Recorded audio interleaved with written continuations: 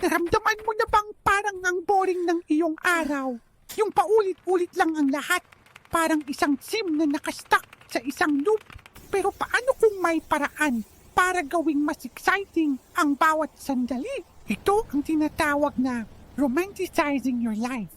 Hindi ito tungkol sa pagbili ng mamahaling gamit. Ito ay tungkol sa pag-appreciate sa mga simpleng bagay. Isipin mo, ang pag-aayos ng kama ay hindi lang isang gawain. Ito ay isang mini quest para simulan ang araw mo ng tama. Pagkatapos, boom! Meron kang planting-inspired moodlet. Ang pag-aaral ay hindi na nakakabagot na tungkulin. Ito ay pag-level up ng iyong logic skill. Kahit ang paghahanda ng merienda ay maaring maging special. Gawin itong gourmet meal para sa sarili mo.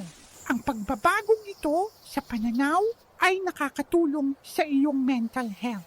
Pinupuno nito ang iyong fun meter kahit sa mga ordinaryong araw. Nababawasan ng stress at mas nagiging present ka.